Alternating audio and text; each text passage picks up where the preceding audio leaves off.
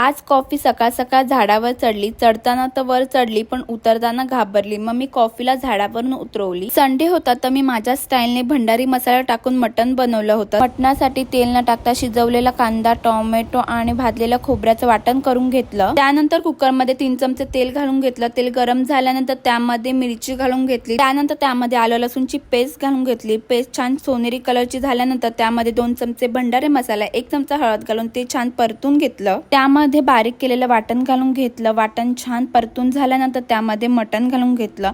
मटणामध्ये पाणी आणि मीठ घालून छान मिक्स करून घेतलं आणि 3 शिट्ट्या काढून घेतल्या। 80% मटण शिजल्यानंतर त्यामध्ये आपल्याला बटाटा घालून 1 शिट्टी काढून घ्यायची आहे।